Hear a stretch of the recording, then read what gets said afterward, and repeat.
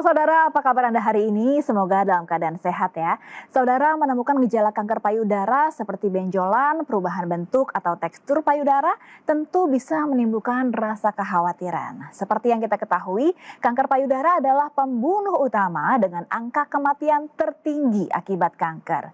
Namun faktanya tidak semua benjolan ternyata bersifat kanker. Lantas apa yang harus dilakukan jika seseorang terdiagnosis kanker payudara? Kita akan bahas lengkapnya selama 30 menit ke depan bersama saya Egit Hapsari hanya di Bincang Kita.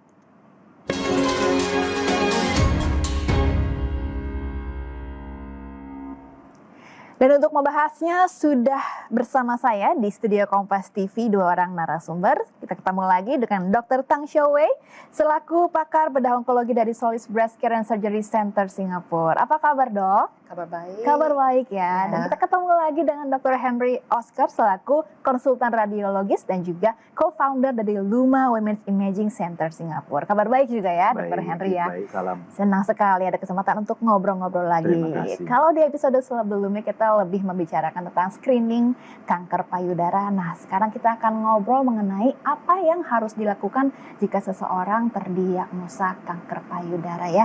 Saya ke Dr. Henry terlebih dahulu. Ya. Dr. Henry, jika seseorang mencurigai bahwa dirinya terdiagnosa kanker payudara, ada gejala-gejala yang ditemukan, apa yang hal pertama yang dilakukan? Jadi langkah yang pertama tuh harus jangan panik dulu. Tidak semua benjolan atau perubahan berarti kanker, tapi tetap penting untuk diperiksakan. Yang harus dilakukan itu satu, konsultasi ke dokter atau klinik yang memiliki layanan imaging payudara ya. Dokter akan melakukan pemeriksaan fisik dulu, lalu jika perlu lanjutkan dengan USG payudara atau mamografi kalau misalnya usia wanita 40 ke atas untuk deteksi dini dan evaluasi jaringan lebih detail ya. Biopsi kalau ditemukan hal yang perlu tahu yang lebih lanjut ya. Kapan harus waspada dan periksa? Jika Anda merasa ada benjolan yang tidak hilang, perubahan bentuk atau ukuran payudara ya, atau kulit payudara tertarik atau mengkerut, atau ada keluaran cairan dari puting yang tidak biasa yang Anda atasnya ya. Jadi pentingnya untuk segera memeriksakan ke dokter. Jangan self-diagnose, jangan panik dulu begitu ya. Jangan cari internet dulu. Jangan cari internet dulu. Jadi lebih harus percaya dokter ya daripada internet. Benar ya gitu. Jangan tebak-tebak begitu ya. Baik, saya ke Dokter Tang. Kalau dari pasien sendiri apa yang harus dilakukan jika seseorang ini terdiagnosis kanker payudara dari segi pasien? Oke, so macam sudah dibincang dari Dr. Henry, biasanya seharusnya mengadakan konsultasi dengan pakar bedah onkologi dulu untuk mendapatkan pemeriksaannya. Setelah itu akan mendapatkan keputusan mamografi dengan USG. Dan kalau ada benjolan, kadang-kadang biopsi juga perlukan untuk mendapatkan jaringan daripada benjolan itu untuk mendapatkan ciri-ciri kanker itu. Nah, kadang-kadang selepas itu juga perlu untuk melangsungkan PET scan, yang itu scan daripada seluruh badan untuk pastikan kalau kanker itu sudah merebak kepada getah bening atau tempat badan yang lain. Ya. Jadi tidak akan langsung dilakukan biopsi, tapi dengan kondisi tertentu. Tapi kondisi seperti apa jika akan dilakukan biopsi? So kalau ada benjolan atau ada perubahan daripada mamo dengan USG, biasanya perlu buat biopsi. Ada beberapa jenis biopsi payudara yang boleh dilakukan tergantung kepada situasi dan lokasi benjolan itu. Di antaranya ada biopsi jarum halus yang kita panggil fine needle aspirate. Yang itu gunakan jarum yang sangat tipis sahaja untuk mengambil sedikit sel atau cairan daripada benjolan. Tetapi biasanya yang dilangsungkan kita panggil core biopsi atau teknik biopsi jarum inti. Yang itu biopsi akan mengambil jaringan yang lebih besar sedikit untuk mendapatkan keputusan yang akurat dan tepat.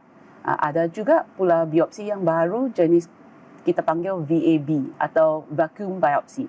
Yang itu juga akan kadang-kadang akan boleh mengangkat hampir seluruhan lisi atau benjolan itu juga pada masa yang sama. Jadi sebetulnya banyak juga yang macam-macam biopsi yang disediakan. Nah, saya ke Dr. Henry lagi, tapi sebetulnya dari macam-macam jenis biopsi tadi itu seberapa akuratkah, Dok? Apakah ada masih kemungkinan false alarm atau hasil yang keliru dan kurang akurat?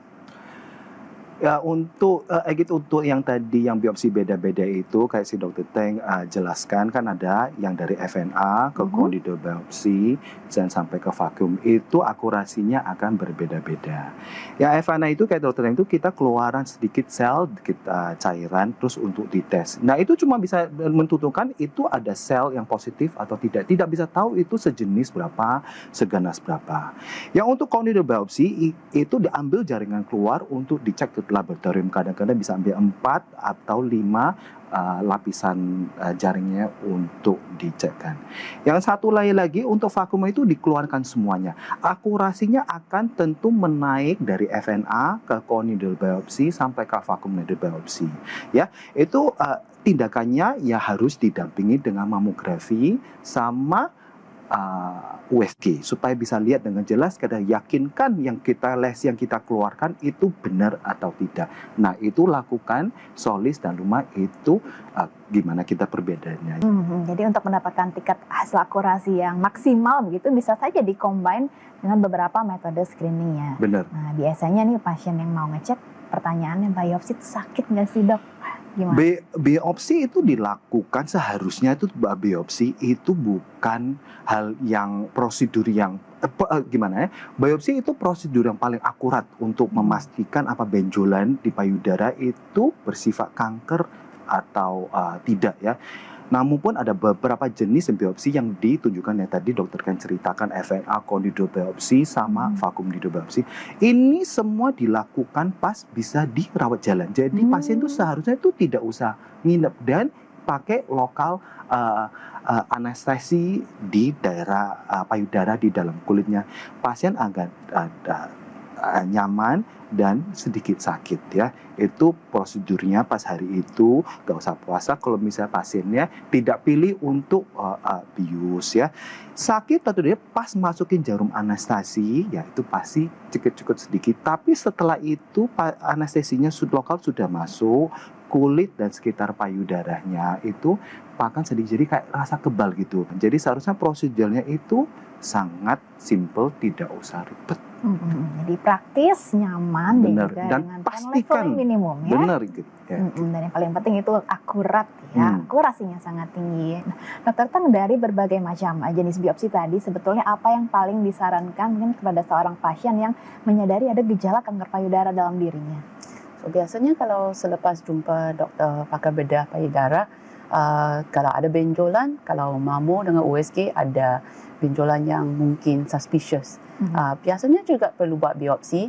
Biopsi yang biasanya kita disarankan atau dilangsungkan paling banyak buat yang itu inti core needle biopsi. Kerana yang itu lukanya kecil sahaja, biasanya boleh dilakukan dengan luka anestesi sahaja dan mengambil masa 10 sampai 15 minit sahaja. So senang, tetapi keputusannya akurat. Kita dapatkan banyak-banyak ciri-ciri tentang kanker. Tentang jenis apa kanker, sel dari mana. Kanker itu sudah ada sifatnya kalau ganas atau apa. Untuk tolong doktor selepasnya untuk membuatkan keputusan cara yang mana rawatannya yang paling tepat. Yang mana paling sesuai. So jangan terlalu bimbang. Biasanya juga tidak sakit sangat ya. Jadi jangan takut duluan, panik duluan, stay calm, konsultasikan ke dokter, dan juga yang kebanyakan baca juga di internet kayak aduh sakit nanti takut sendiri ya. Langsung tanyakan saja karena dokter ini akan meyakinkan bagaimana prosedurnya senyaman mungkin dan minim sekali pen levelnya. Baik, semakin menarik pembicaraan ini. Intinya tenang ya jika memang Anda terdiagnosa kanker payudara. Begitu. Nanti kita akan lanjutkan obrolan kita usai jeda berikut. Tetap di Bincang Kita.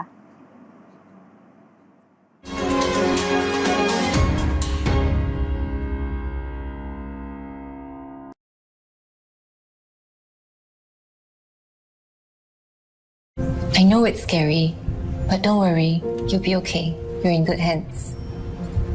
Please, lean back onto the bed and I'll see you inside. Good news! The surgery went well and the surrounding tissue looks clean. How are you feeling? Good. The pain is gone and I'm back to my daily routine. Thank you for everything.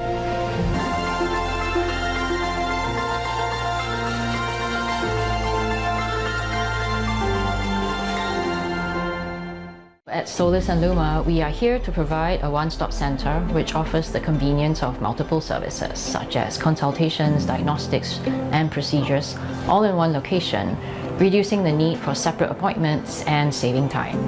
Our weekly tumor boards, attended by surgeons, radiologists, pathologists, and partner oncologists, ensure that each patient's case is thoroughly reviewed and discussed. This collaborative approach guarantees that patients receive the best possible treatment options, tailored for optimum outcomes.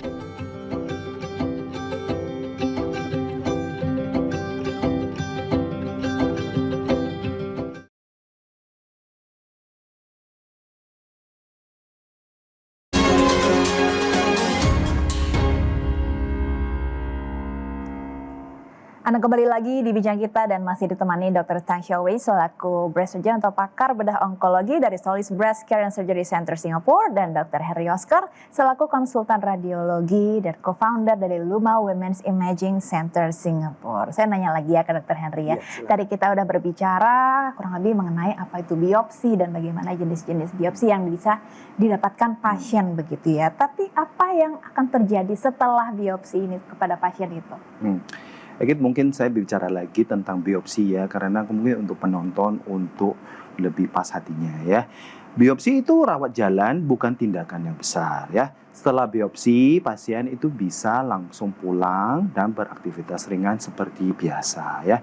Prosedurnya itu minimal nyeri, dilakukan dengan anestesi lokal dan tidak perlu rawat nginap ya.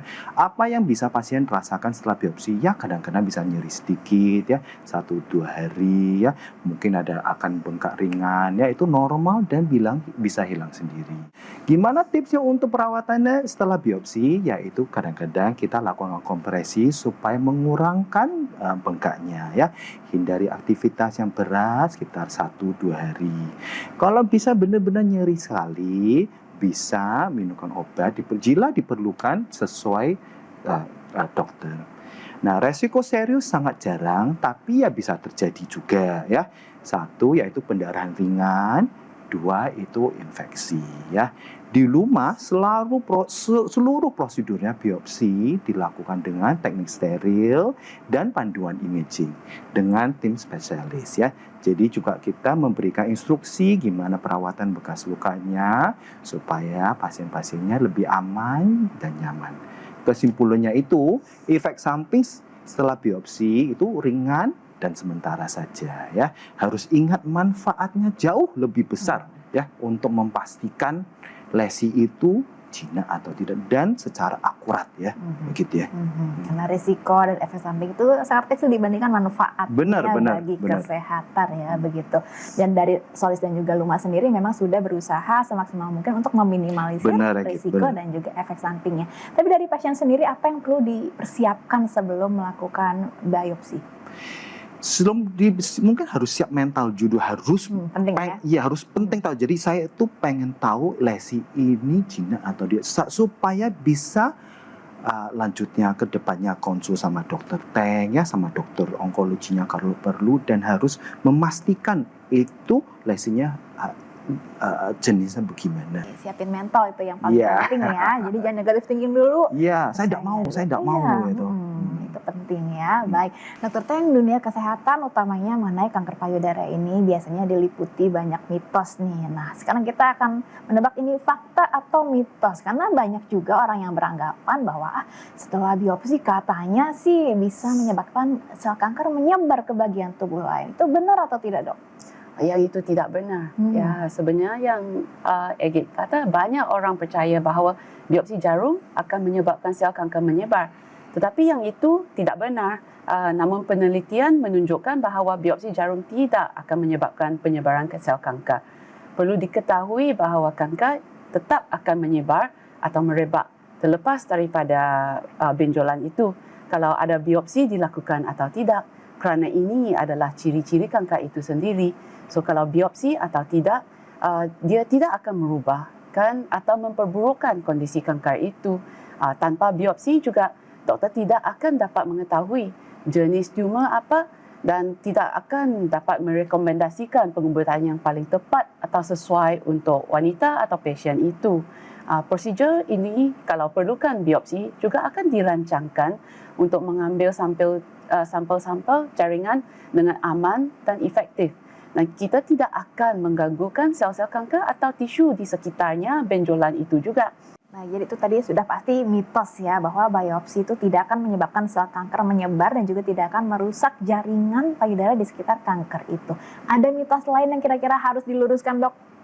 Ada satu lagi ya gitu ya, banyak yang pasien ya tanya saya, dok ini kan mungkin udah ketemu lesi yang curigakan, dokter sarankan untuk biopsi, kenapa nggak langsung diangkat saja? Kita jelaskan untuk pasiennya ya.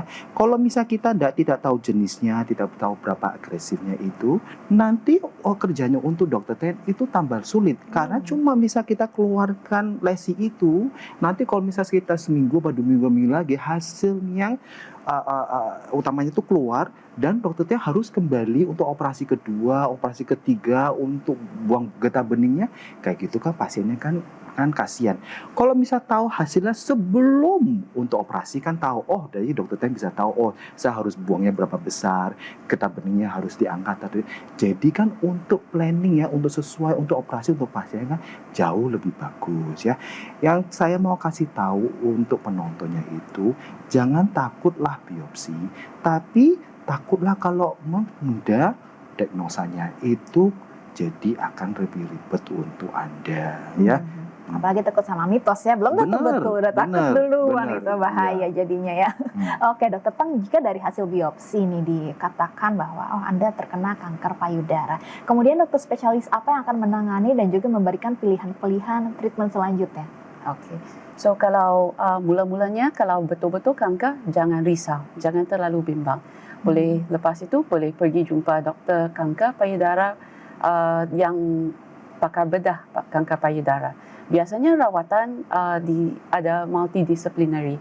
So ada banyak doktor yang boleh dirawatkan untuk aturkan rawatan yang paling sesuai. Doktor itu akan merekomendasi rawatan yang paling sesuai.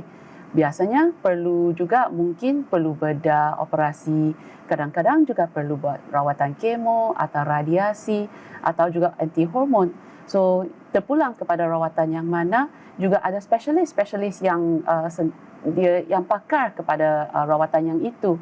So jangan terlalu bimbang ya. Ada banyak dokter yang boleh tolong. Ya. Dan juga ada Solis dan juga Luma yang bekerja sama dalam mungkin tumor board ini ya, multidisciplinary ya. Baik, nanti kita akan bahas lagi apa kira-kira yang biasanya dibahas dalam board ini jika seseorang sudah terdiagnosa menderita kanker payudara. Tapi kita akan jeda terlebih dahulu ya dok ya. Tetap bersama kami di Bincang Kita.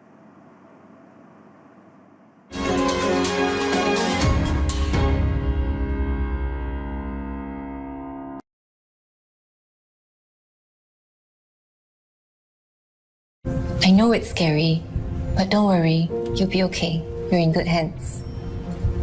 Please, lean back onto the bed and I'll see you inside. Good news! The surgery went well and the surrounding tissue looks clean. How are you feeling? Good. The pain is gone, and I'm back to my daily routine. Thank you for everything.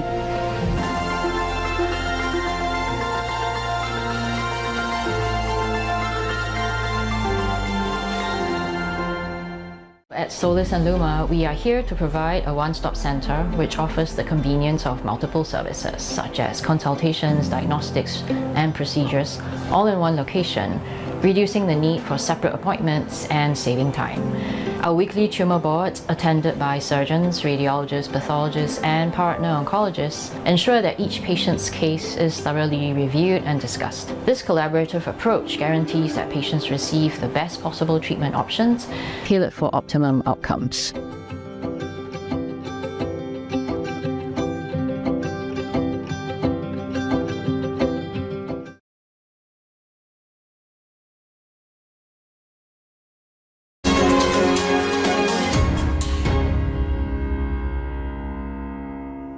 Terima kasih Anda masih menyaksikan bincang kita, saudara, dan kami masih melanjutkan pembahasan mengenai apabila terdiagnosis kanker payudara, lantas harus bagaimana? Nah, saya mau tanya lagi ke Dr. Teng. Nah, Dr. Teng, mengapa diagnosis yang akurat ini sangat penting untuk menentukan tingkat keberhasilan atau kesembuhan seorang pasien dalam berjuang melawan kanker payudara?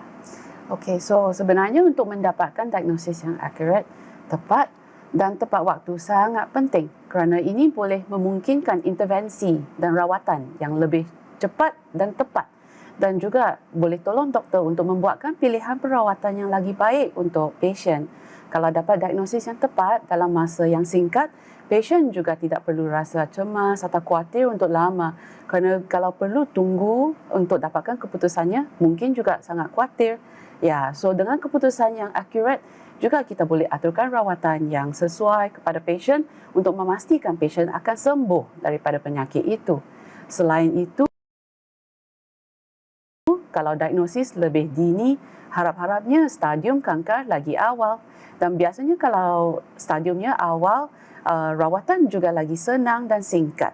Dan dengan perawatan yang berkualitas dan stadium yang awal, pasiennya kebanyakan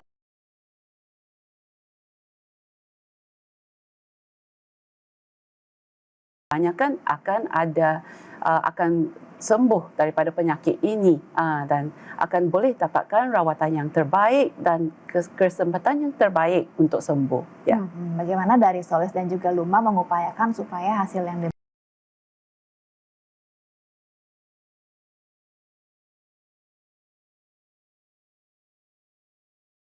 diberikan ini akurat?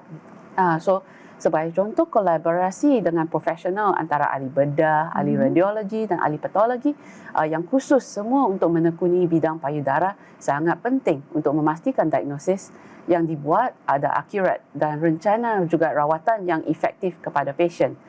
Dengan keahlian masing-masing, mereka juga bekerjasama untuk merancangkan strategi pengubatan yang tepat dan meningkatkan peluang kesembuhan bagi pasien. Dan dalam konteks kanker payudara, ahli radiologi juga boleh mengidentifikasi abnormalitas dan menafsirkan gambar yang mana yang ada beza atau yang suspicious. Dan so doktor pakar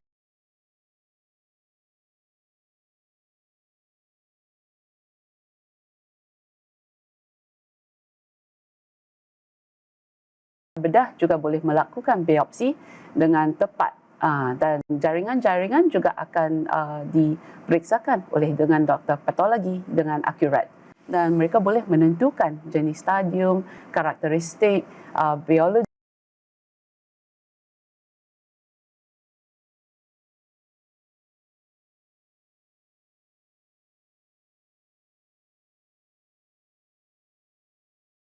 tumor. So kesemuanya ini boleh bekerjasama untuk tolong doktor dapatkan keputusan yang paling tepat, akurat dan untuk rekomendasi rawatan yang paling sesuai untuk pasien.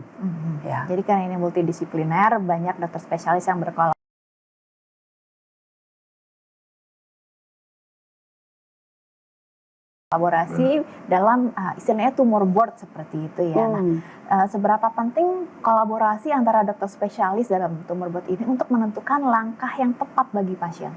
So, kolaborasi antara Solis dan Luma akan membantukan menyediakan pelayanan komprehensif dalam perawatan kanker payudara. Dalam kolaborasi ini juga terbentuk tim khusus yang kita panggil tumor board. So, tumor board itu juga memungkinkan para doktor untuk mendapatkan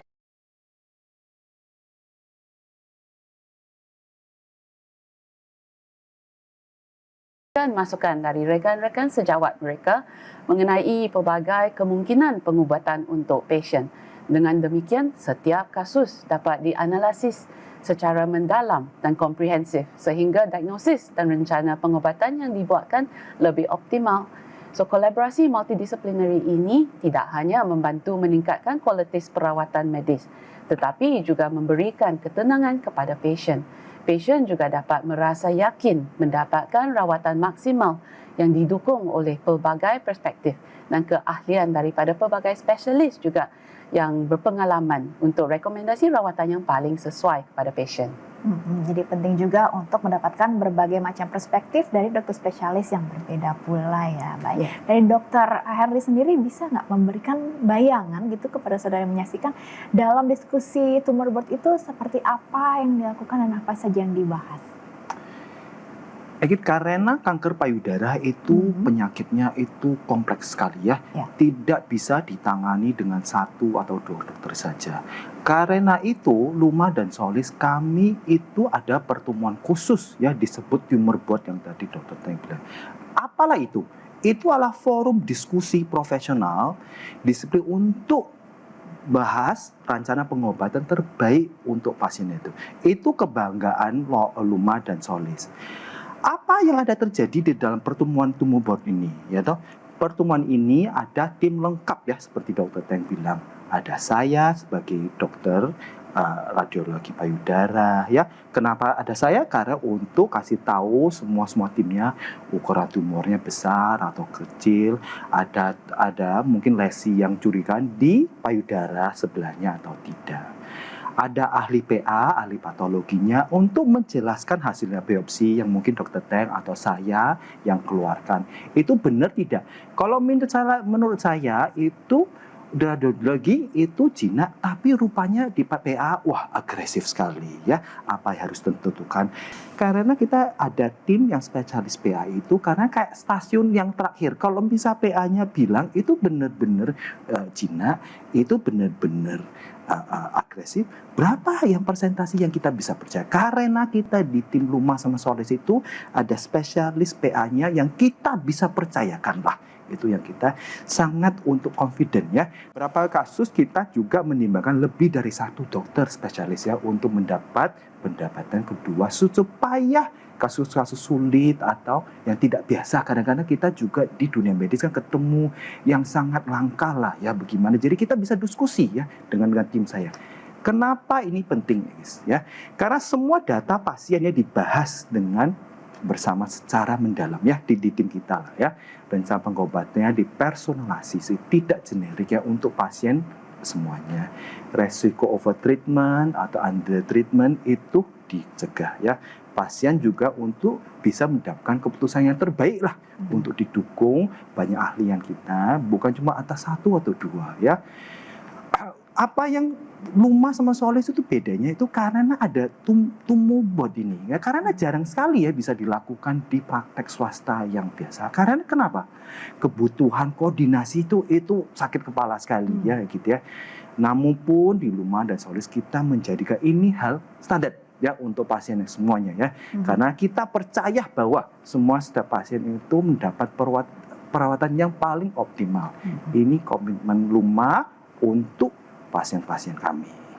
Jadi di Solis dan Luma ini sudah ada tumor boardnya sendiri. Jadi pasien sendiri bisa hemat waktu, hemat energi, nggak usah bolak-balik nyari dokter spesialis sendiri ya. Nah, jika ada pasien Indonesia yang sudah melakukan screening di Indonesia, tapi kayaknya belum yakin nih, berarti bisa ya cari second opinion ke Solis dan Luma? Tentu bisa. Kami di Luma sangat terbuka ya untuk memberi second opinion ya. Ada yang pasien pengen mau mengetahui lagi ya lebih dalam hasil periksaan sebelumnya atau mencari kejelasannya untuk rencana pengobatannya. Apa yang pasien harus lakukan? Ya kalau misalnya udah lakukan hasil mamografi ya USG di Indonesia, bawalah ke Luma atau ke Solis ya laporan atau CD atau USB ya. Kalau misalnya ada hasil dari PA Indonesia dibawahi ya. Tim kami dan saya akan meninjau semua data-datanya. Kalau perlu kita bisa tambahkan untuk periksaan tambahan untuk berklarifikasinya. Tujuannya itu untuk apa? Supaya kita bisa memberikan pendapat yang profesional, yang jujur dan independen demi keputusan pasien yang terbaik ya. Di Luma kita percayalah bahwa setiap pasien itu berhak mendapat pengamanan yang jelas dan rasa tenang sebelum melangkah lebih jauh ya. Baik itu konfirmasi PA-nya atau mamografi USG-nya. Kita di Luma itu siap untuk membantu. Terakhir dok, Apa pesan yang mungkin ingin Dr. Henry sampaikan kepada pasien kanker payudara yang sedang berjuang? Untuk setiap wanita yang sedang berjuang melawan kanker payudara ini, Anda tidak sendiri ya. Perjalanan ini memang tidak mudah ya, penuh ketidakpastian, emosi yang naik turun ya, dan hari yang terasa berat. Tapi ingat, kekuatan Anda jauh lebih besar dari Anda kira ya. Dari kami, Luma dan Solis, kami percaya harapan itu selalu ada ya. Anda pantas mendapat kedudukan terbaik dan tim Luma yang peduli sepenuhnya ya. Dan Luma sama Solis berada untuk kalian.